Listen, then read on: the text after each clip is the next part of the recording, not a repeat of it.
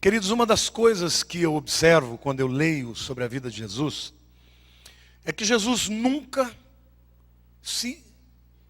chegou atrasado em lugar nenhum, mas também nunca ficou ansioso para chegar antes, não é?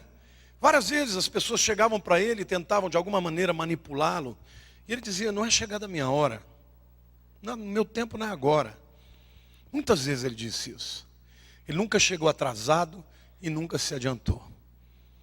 Até quando os homens achavam que ele devia chegar antes, como no caso da morte de Lázaro, disseram para ele: mas se o senhor tivesse chegado antes, ele não teria morrido. Mas era necessário que ele morresse para que Jesus fizesse o milagre da ressurreição. Então, ao longo da sua vida, Jesus sempre falou: não é chegada a minha hora. Que hora era essa que ele anunciou tanto?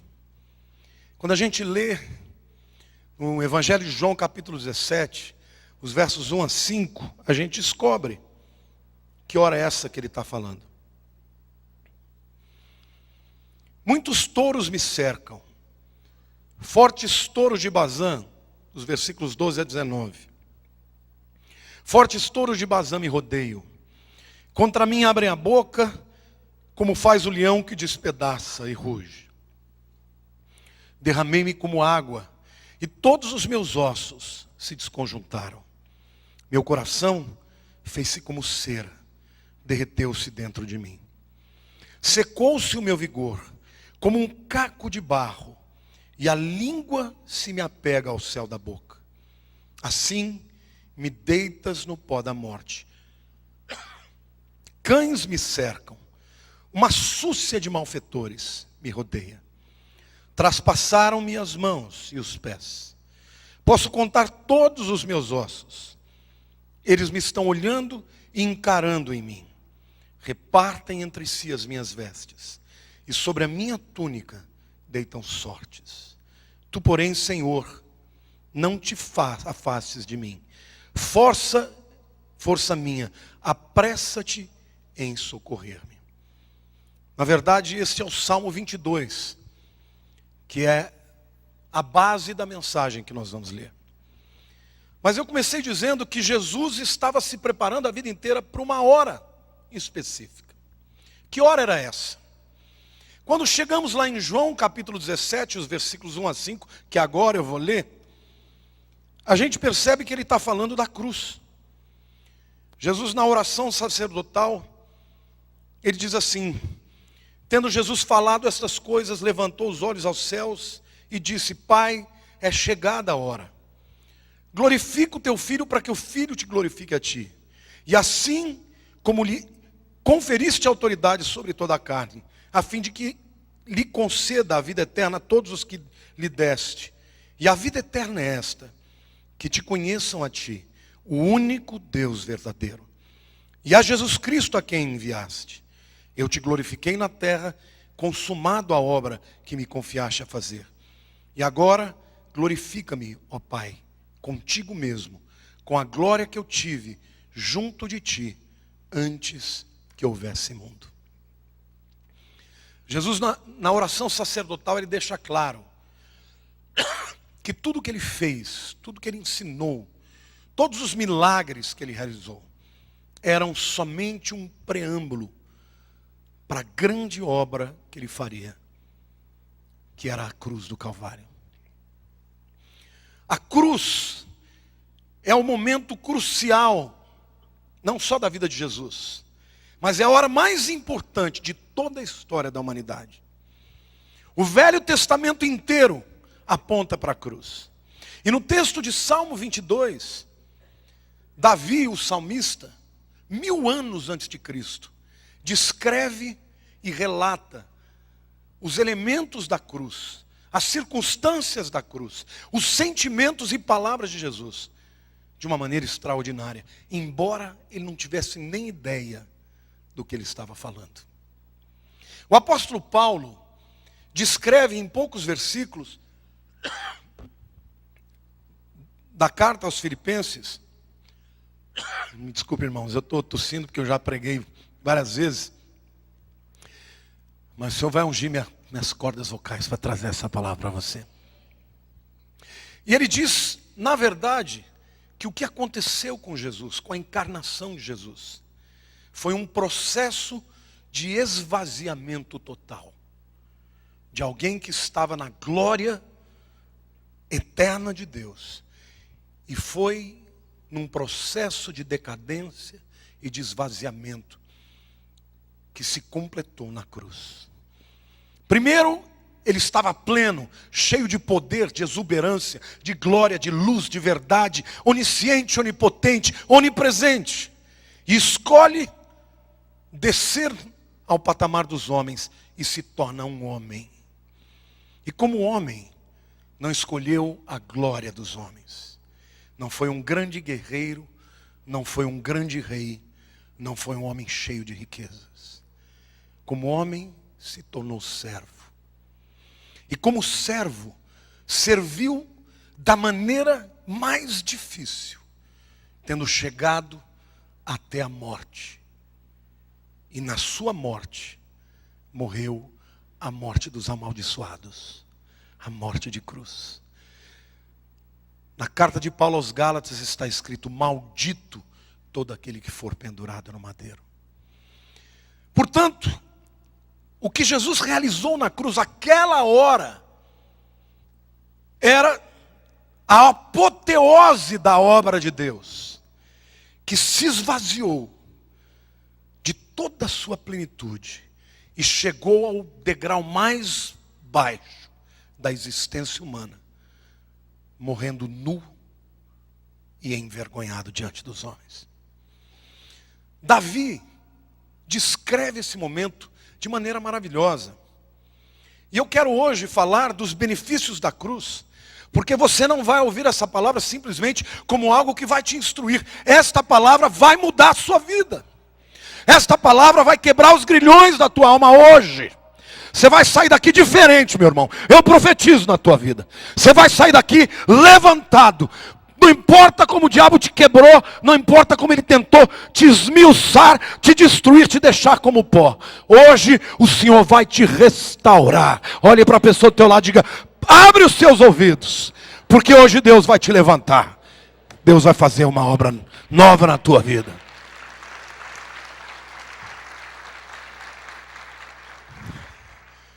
Davi começa descrevendo a experiência de esvaziamento. E no versículo 14, ele descreve os seus sentimentos, a sua alma e o seu espírito, dizendo: derramei-me como água no chão. Essa é uma expressão muito comum para os hebreus. Eles falavam de uma vida plena, usando a figura de um vaso cheio. E falava de uma vida que está no pó, usando a figura de um vaso que se esvazia.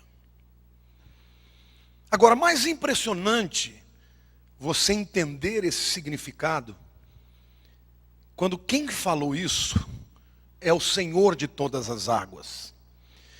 Você já reparou como na Bíblia, Jesus teve muitas experiências com água? Sim ou não? Qual foi o primeiro milagre que ele fez? Transformou a água em vinho. Controlava o elemento H2O. Ainda na sua vida ministerial, ele andou sobre as águas. Ele comandou que as águas bravias e as ondas acalmassem. Não é tremendo isso? Este que é o Senhor de todas as águas, aquele que declarou: quem crer em mim, do seu interior fluirão rios de água viva, está morrendo de sede. E não somente de sede física, mas emocional e espiritual. Derramei-me como água no chão. Fisicamente, ele estava desidratado. Ele diz: a minha língua se colou ao céu da boca. Ah, claro, passou uma noite sendo açoitado, perdendo água, perdendo sangue. E naquele momento, aquele que é a própria água da vida, aquele que dominava as águas, que ofereceu rios de água viva, estava morrendo de sede. Para que você, que nele crê, nunca nunca mais tenha que estar vazio. Aqueles que em mim crerem, do seu interior fluirão rios de água viva. Jesus sabia disso. Na última festa dos tabernáculos, no 8º dia da festa, quando os judeus cantavam e dançavam ao redor do altar, que estava sendo derramada uma água ali em libação pelo sacerdote, eles cantavam: vinde e bebam das águas da salvação. E no hebraico diga: vinde e venham e bebam das águas de Yeshua. E naquele dia em que a procissão estava ao redor do altar cantando, ele levanta e diz: eia! Ouçam o que eu vou dizer. Se alguém tem sede, vem a mim, Yeshua, e bebam das minhas águas.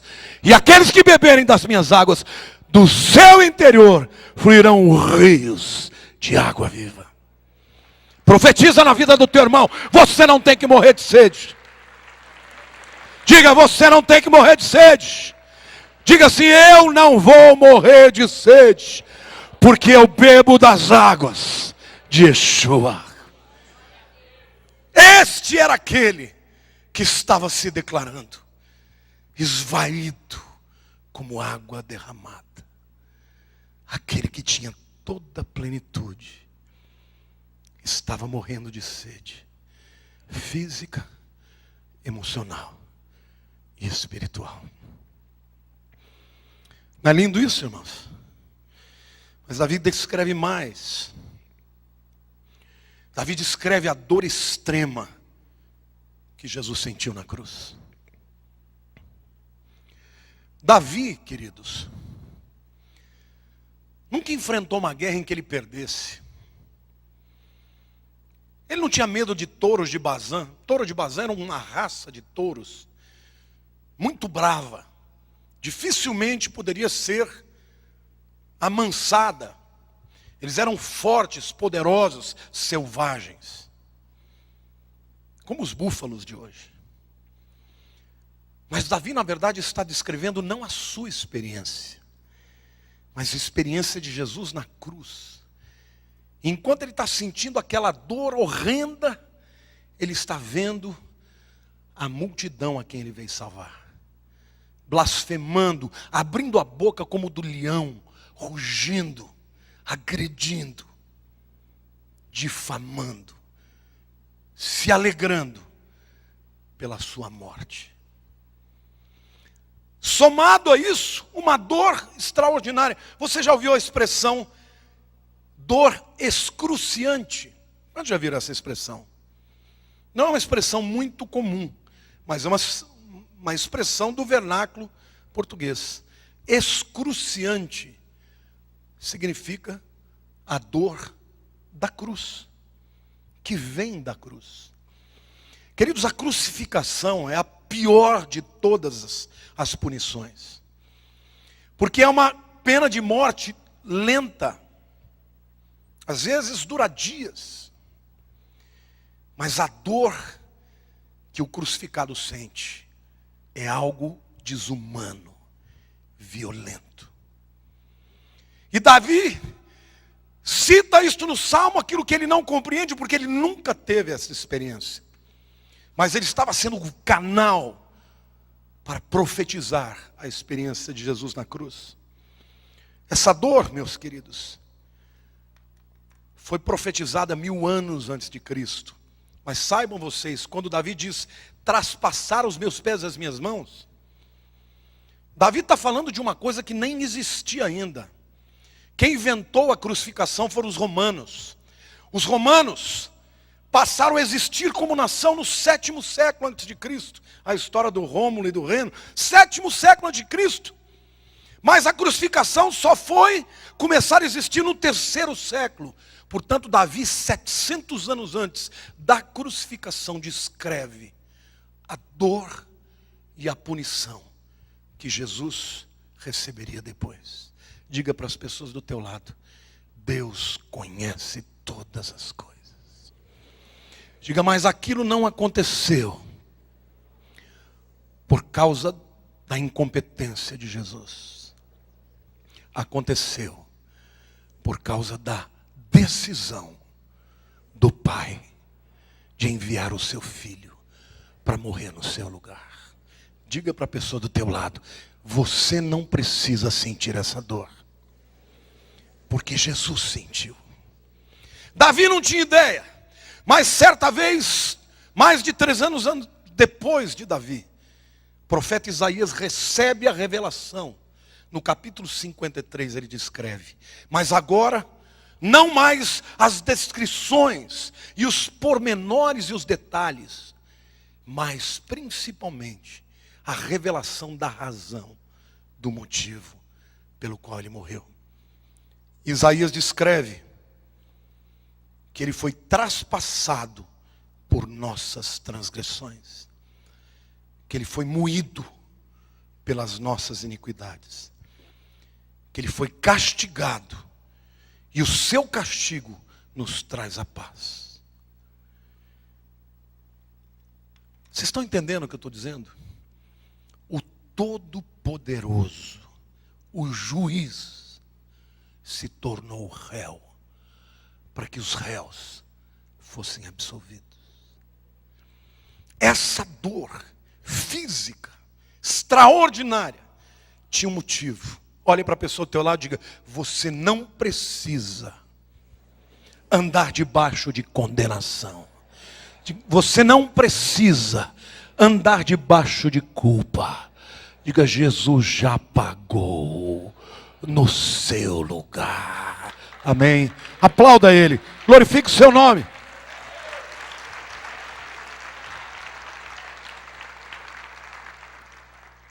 Deixa eu falar algo muito importante para você aqui. Tem gente que pensa que vai agradar a Deus, dizendo assim: não, eu não mereço. Eu não mereço. Tem gente que quer se autopunir. Isso é afronta para Deus. Jesus morreu, querido, e não foi em vão. Quem receber pela fé está liberto. Jesus disse: quem crê em mim tem a vida eterna. Não entrará em juízo, mas passou da morte para a vida. Diga para a pessoa do teu lado: quem crê em Jesus tem agora a vida eterna. Não entrará em juízo, mas passou da morte para a vida. Aplauda o Senhor. Diga: eu creio, eu creio.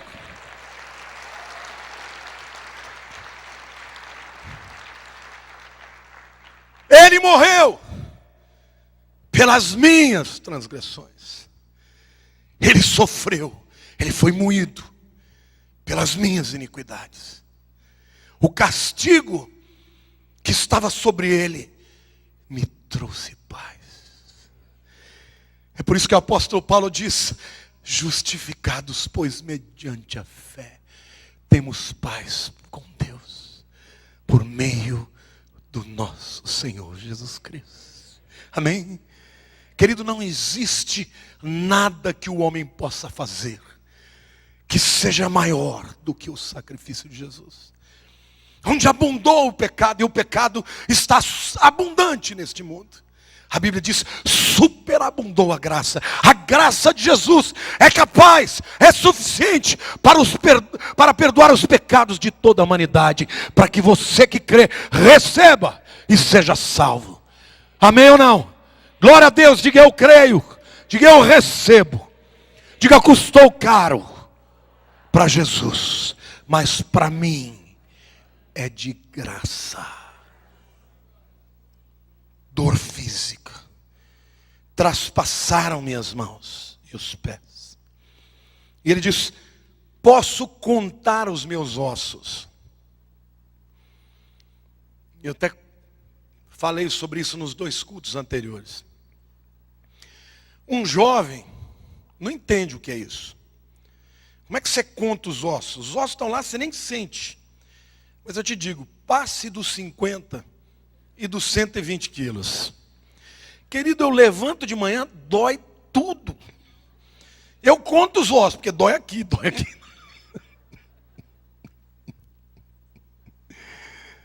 É verdade ou não é? Basta perder uns 30 quilinhos, não dói mais nada.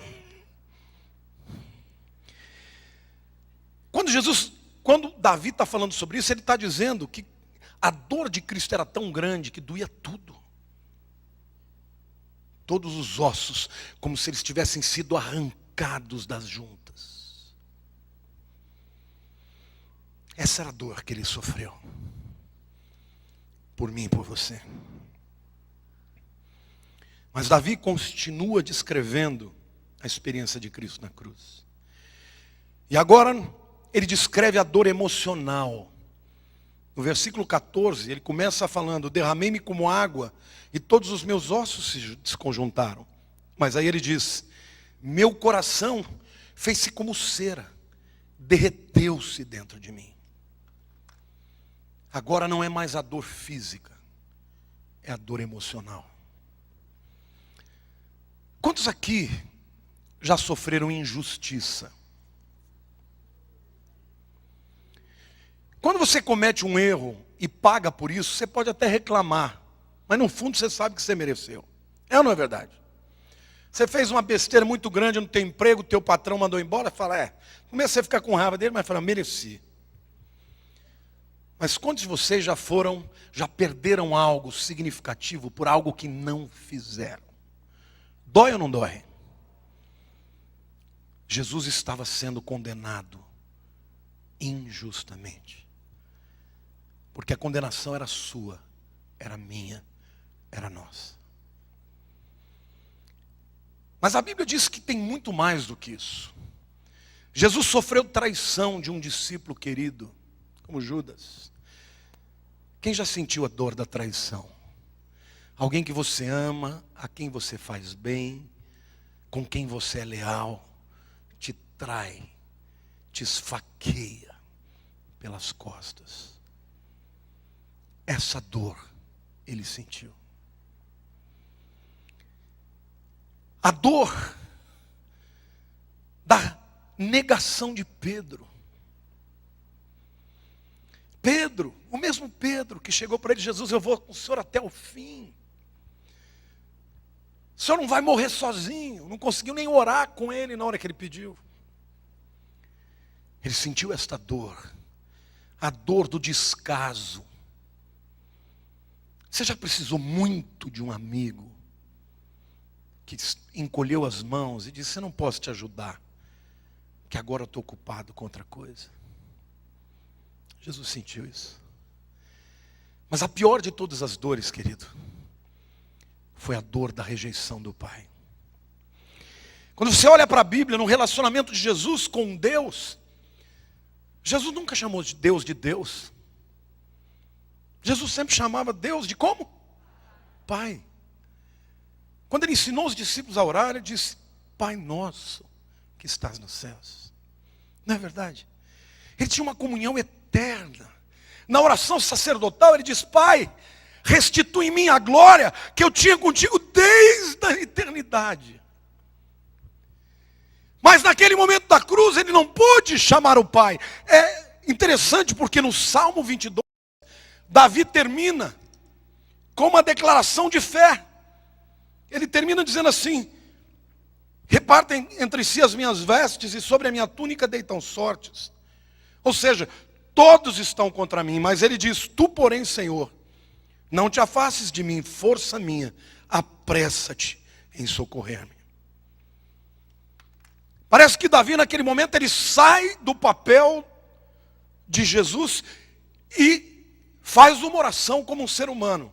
Todo mundo pode me trair, mas o Senhor não vai me renegar. Mas lá na cruz, Jesus não clamou pelo Pai. Ele disse: Eli, Eli, lama sabachthani. El é Deus. E o sufixo I significa meu. El, meu. É o Deus, Eli, meu Deus. Então o que ele diz? Meu Deus, por que me abandonaste? Naquele momento, o Pai não era mais o Pai, era o Deus, era Elohim, era o juiz, era aquele que o estava condenando por todos os pecados da humanidade. Sabe por quê, meu querido? para que você e eu, através do Espírito de Deus, recebêssemos o Espírito de adoção, que nos leva a chamar Abba, Papai. Glória a Deus. Porque Jesus teve a sua comunhão com o Pai rejeitada, quebrada.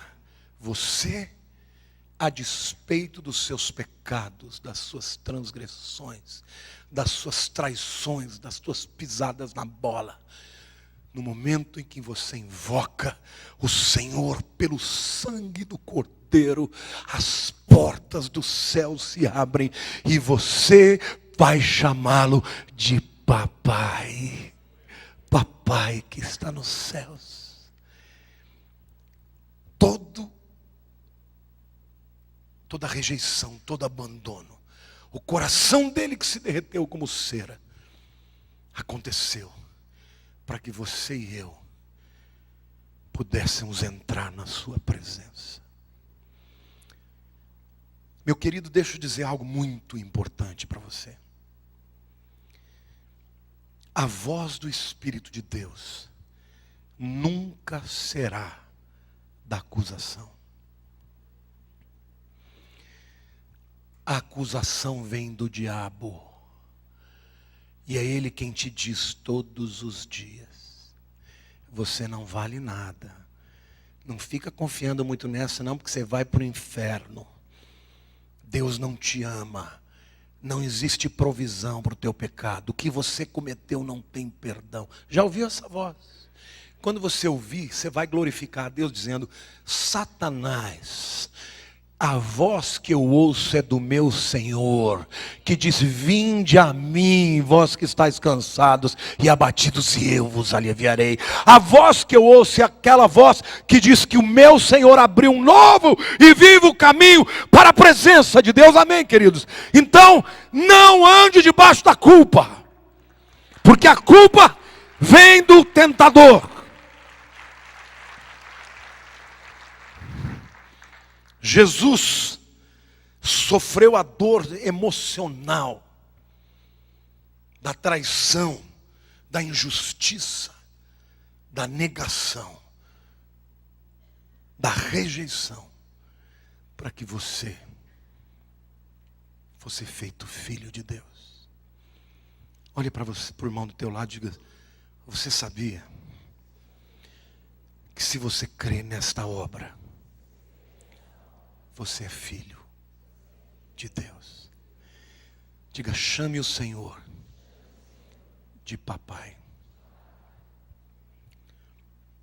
Sabe, queridos, Deus me deu o privilégio agora de ser pai 2 vezes, né?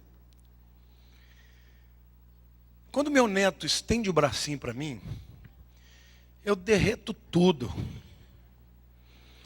Antes dele nascer, eu já comprei uma almofada que estava escrito assim, ou foi o Fernando que me deu, não sei, acho que foi o Fernando que me deu: só o vovô faz tudo que eu quero.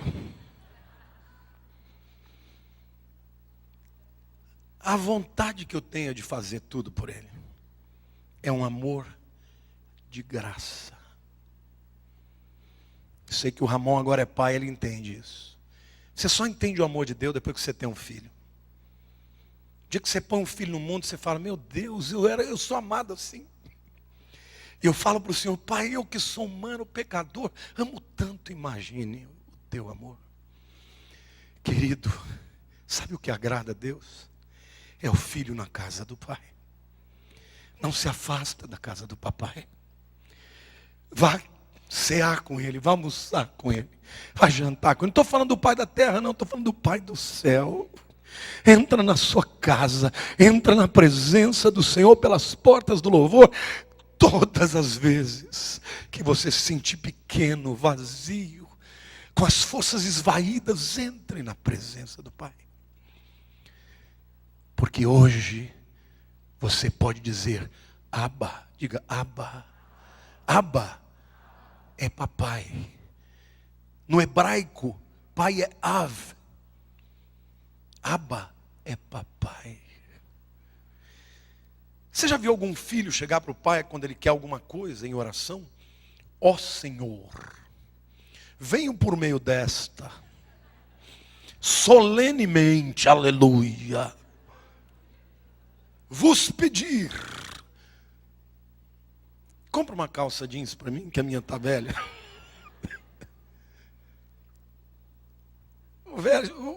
O filho chega a falar: ô coroa, libera a grana aí que eu estou precisando de uma calça jeans. E a gente não entendeu que Deus é assim, que Ele é papai. Que Ele é papai, que você é menina dos seus olhos. Que quando você entra na sua presença, o céu se alegra. Para todas as demais criaturas, Ele é Elohim, Ele é Deus Criador.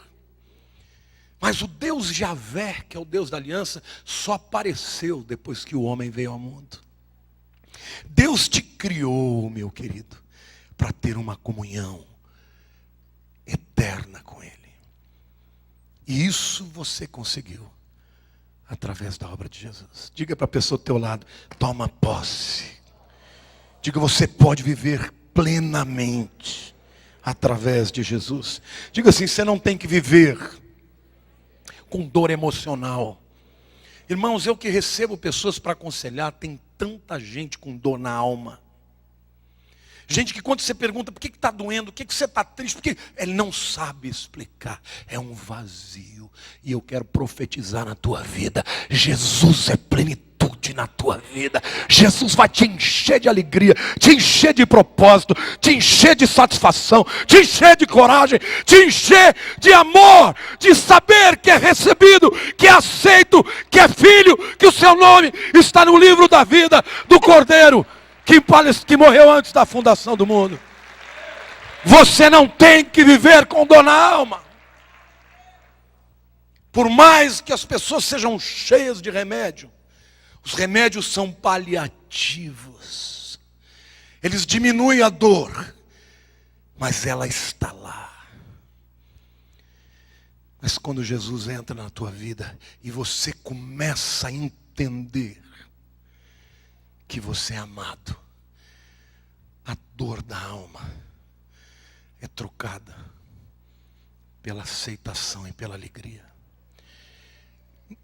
Aprenda uma coisa: ninguém nessa vida é capaz de preencher o vazio da tua alma. Nem a sua esposa, nem o seu marido, nem seus filhos, nem os seus netos, nem ninguém. Mas Ele pode. E Ele sofreu a dor na alma mais profunda, para que você pudesse ser restaurado. Lá em Isaías capítulo 61, nos versículos de 1 a 3, Isaías foi o profeta do Velho Testamento que mais entendeu a Jesus. E ele descreve algo que Jesus leu quando entrou na sinagoga de Nazaré, a cidade que ele foi criada. E não é que ele tenha aberto de maneira proposital, não. Aquela era a leitura do dia. E o texto dizia: o Espírito do Senhor Deus está sobre mim, porque o Senhor me ungiu. Foi para isso que ele veio, para pregar boas novas aos quebrantados. Diga para a pessoa do teu lado: se tiver quebrado, Jesus tem boa notícia para você. E ele diz mais: enviou-me a curar os quebrantados de coração. Diz: se está ferido, Ele tem cura para a tua vida. A pregoar, a proclamar libertação aos cativos e pôr em liberdade os algemados. Ele libertou os algemados ao ser pregado na cruz. Diga: Jesus foi preso, crucificado, para que você seja livre. O diabo quer que você seja preso. Preso no pecado, preso na droga, preso na incredulidade, preso na culpa. E Jesus já morreu para te libertar. Você já está livre, meu querido.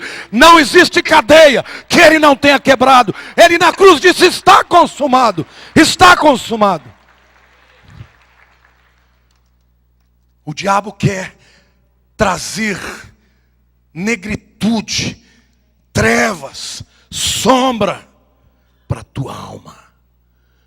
Mas a luz de Jesus resplandece nas trevas, e as trevas não prevalecem sobre elas.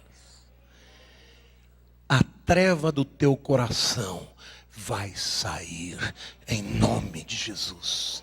Vai sair. A luz do Senhor está sendo emanada agora sobre a tua alma. Olha para o teu irmão de lado e diga: se alegra, meu querido, porque Jesus tem alegria para a tua alma.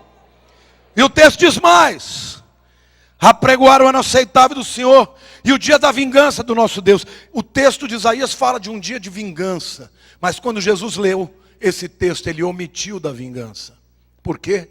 Porque este é o tempo da graça.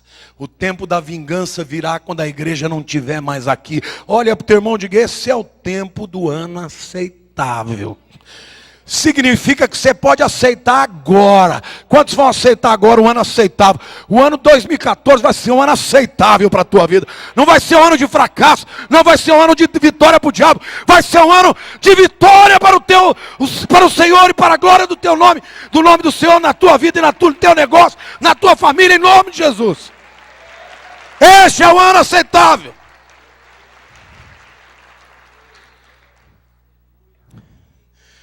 A consolar os que choram. Jesus teve o seu coração derretido como cera, para que você fosse consolado. E a pôr sobre os que se hão de luto estão uma coroa, ao invés de cinza. O judeu é um povo muito histriônico.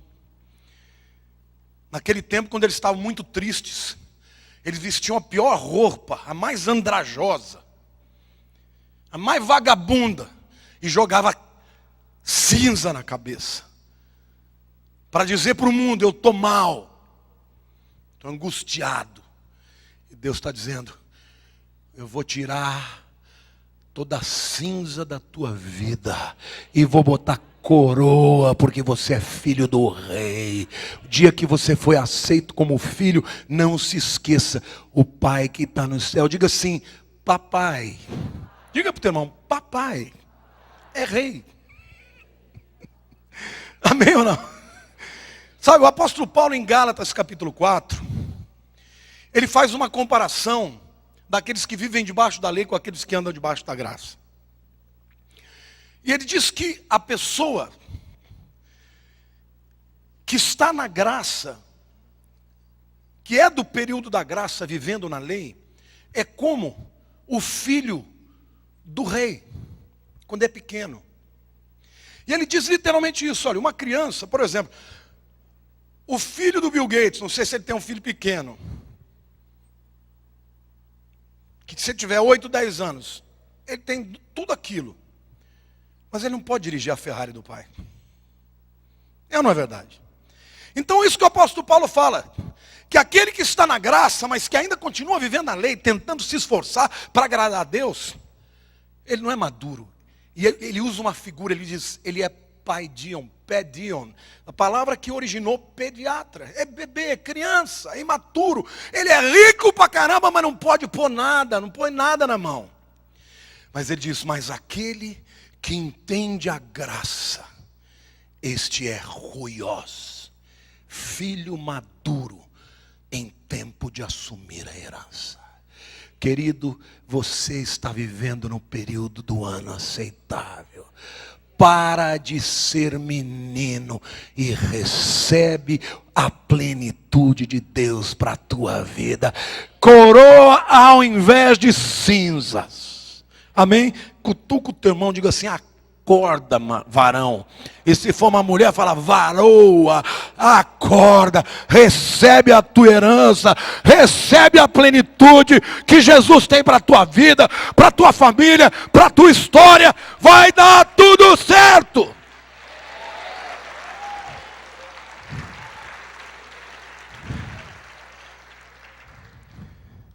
E a quarta descrição de Davi é da dor da vergonha.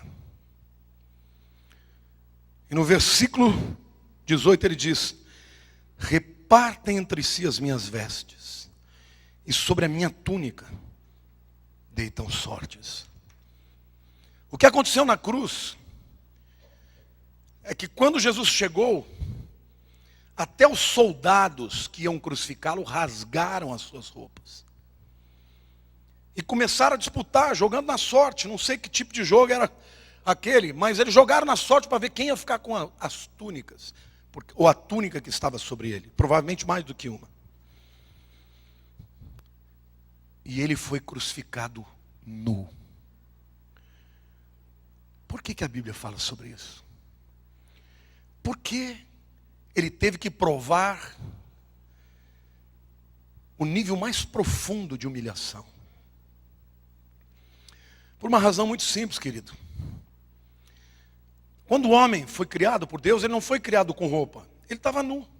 Mas ele nunca percebeu que ele estava nu. Aliás, ele sabia que ele estava nu, mas aquilo não fazia diferença nenhuma. Você já viu uma criancinha ficar envergonhada que ela está pelada? Mas a partir do momento que ele cresce um pouquinho, ele já começa a ter vergonha da sua nudez. Porque a vergonha veio como resultado do pecado. Quando o homem pecou, ele descobriu que estava nu, e a primeira coisa que ele fez é se esconder de Deus. E em seguida, fez uma roupa para si a partir de folhas de figueira. Mas aquilo não foi o suficiente, ele continuou nu, continuou se sentindo nu. E Deus, quando vem até ele, diz: não é esse tipo de roupa que você tem que vestir não, querido. E Deus vai, sacrifica um animal, e com a pele do animal, cobre Adão e a Eva. Aquele animal que perdeu a vida para cobrir a nudez dos nossos primeiros pais, já apontava para Jesus. Então lá na cruz, meu querido, Jesus ficou nu, sabe para quê? Para cobrir a sua vergonha, com vestes de justiça. É por isso que o apóstolo Paulo diz: justificados mediante a fé, temos paz com Deus. E o texto de Isaías que nós estávamos lendo, diz que o Espírito do Senhor estava sobre Jesus para quê? Para que ele tivesse óleo de alegria ao invés de pranto, vestes de louvor ao invés de espírito angustiado. Diga para a pessoa do teu lado, diga assim: você está vestido de vestes de louvor. Deus não te deu espírito de murmuração, de crítica, de negativismo. Deus te deu espírito de louvor. Querido, louve, deixe o Espírito de Deus fluir na tua vida. Aquilo que Jesus já fez na cruz do Calvário. Amém ou não? Querido, abra a tua boca na hora da dificuldade, faça o diabo fugir de você, dizendo: eu não sei quando, não sei de que jeito, não sei como, mas de uma coisa eu sei: a vitória do Senhor, porque o Senhor é aquele que me deu a vitória, amém ou não? E o louvor vai te dar a vitória diante dos teus inimigos. Sabe por quê? Porque quando o acusador vier, você vai dizer: olha para a minha veste, está salpicada de sangue, sangue do Cordeiro. Diga assim: eu estou livre. Diga: eu estou na presença do Senhor. Amém. Querido, quando você sente que a culpa foi embora, quando você tem convicção de que a culpa não é mais sua porque Ele assumiu, você está livre. O diabo pode te acusar, mas o que importa é o juiz. O juiz já julgou o seu filho. Hoje você tem vestes de louvor na sua vida. Amém? Então diga assim: Jesus morreu envergonhado, nu, para que eu seja honrado e revestido de honra e de louvor e de gratidão, óleo de alegria ao invés de espírito angustiado. Amém? A fim de que sejam chamados. Chama o teu irmão do lado, diga assim: você é um carvalho de justiça. Diga: você é uma árvore poderosa, tem raízes profundas, tem frutos doces, tem folhas que não murcham. Você está plantado junto aos ribeiros de água. Você é mais do que vencedor. Aleluia! Diga, eu creio. Queridos, é isto que a cruz fez. É por isso que Jesus disse: eu vim para esta hora. Foi para isso que eu vim. E vocês sabem que no livro de Apocalipse, no capítulo 13, versículo 8, quando a Bíblia falar do levantamento do anticristo e daqueles que vão adorar a sua imagem, o apóstolo João diz: adorá-la-ão, a imagem da besta, aqueles cujos nomes não foram escritos no livro da vida do Cordeiro que morreu antes da fundação do mundo. Lá na eternidade, já tinha sido decidido pelo Pai, pelo Filho e pelo Espírito Santo. Não tem outro jeito. Você tem que morrer.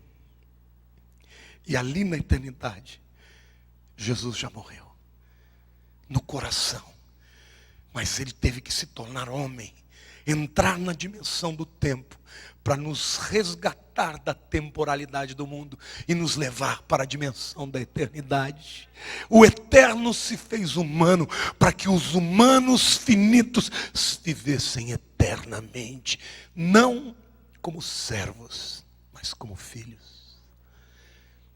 É interessante que quando o livro de Hebreus vai comparar a aliança da lei com a aliança da graça, ele diz que a aliança da lei veio de Moisés, o servo de Deus, mas a graça veio de Jesus, o Filho.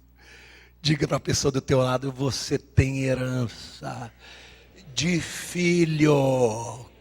Diga assim: você foi gerado, adotado. Pode chamar o pai de papai. Diga: Abba, papai, eu estou na sua presença para apresentar as minhas lutas e as minhas dificuldades, mas já te agradeço pela vitória que foi conquistada por Jesus lá na cruz do Calvário. Amém ou não? Quem pode dar um grito de júbilo e dizer: eu creio? Aleluia! Está muito fraco. Aplauda o Senhor, glorifique. Aleluia! Aleluia! Aleluia! Aplauda mais! Libere a glória! Libere o louvor!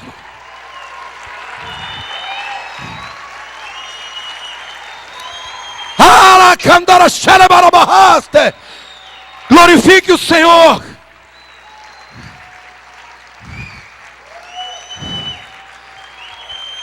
Ah, querido, não ouse a duvidar daquilo que Jesus fez. Não tenha essa atitude de autocomiseração. Ai, Deus, eu não mereço. Querido, não é por merecimento. Ele mereceu. Ele escreveu um cheque em branco para você. E tudo que é dele. O apóstolo Paulo diz que ele é o herdeiro de todas as coisas. E eu e você nos tornamos co-herdeiros com Jesus. Tudo que é dele é meu. Ele tomou a minha culpa para me absolver.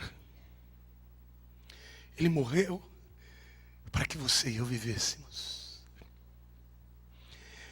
E quando ele morreu, os demônios cantaram, fizeram festa. Mas o salário do pecado é a morte. E não havia nele nenhum resquício de pecado. O corpo de Jesus não entrou em putrefação. 3 dias o corpo ficou lá inerte, sem uma célula ser consumida pelos vermes. E no 3º dia, ele volta exultante para completar a obra, para nos dar a salvação completa. Meu amado, Jesus chegou ao nível mais profundo da vergonha. aquele que estava revestido de glória, estava nu perante os homens. E naquele momento que ele ali estava, muitos zombaram, outros riram, outros blasfemaram. E ele os via como touros e como leões. Hoje, mais do que nunca, as pessoas continuam jogando a sorte e zombando do Filho de Deus. A mídia, ou as mídias, a televisão, os jornais, os rádios, a internet, as portas do fundo, como outras, como essa, zombam da obra de Jesus, meu querido. Não dê ibope para eles. Você foi chamado para honrar e glorificar. Enquanto os homens zombam e afrontam os que creem, seu crentinho, seu carola, sou mesmo, cheio do sangue do Cordeiro, lavado, purificado pelo sangue do meu Salvador. Não se cale. Deus não te chamou para bater boca com nenhum afrontador da fé. Mas Deus te chamou para brilhar a luz de Jesus. Fale do Senhor. Fale do seu sacrifício. Porque Jesus disse: aquele que me negar perante os homens, eu o negarei diante dos anjos do meu Pai. Aquele que confessar o meu nome diante dos homens, eu o confessarei diante dos anjos do meu Pai. Um dia, meu querido, todos os homens vão estar na presença do Senhor. E Ele separará as ovelhas das cabras. As ovelhas não são aquelas que são boas, mas são aquelas que aceitaram o que Ele fez por elas. E naquele dia, você vai estar de joelhos dobrados. E eu também. Só que a nossa confissão de que Jesus é o Senhor vai ser cheio de louvor, cheio de gratidão. E a declaração de Deus para você e para mim vai ser: meu filho, você foi fiel no pouco, e sobre muito eu te colocarei. Porque por mais que nós façamos para Deus, sempre será muito pouco diante do que Ele fez por nós. Entra no gozo do teu Senhor. Eu anelo por esse dia, quando nós vamos estar libertos de todo pecado que nos assedia, para estar para sempre com o Senhor. Mas este tempo de graça está chegando ao fim. Você e eu somos chamados para brilhar a luz do Evangelho de Cristo, testemunhando do que Ele fez por mim e por você. Amém?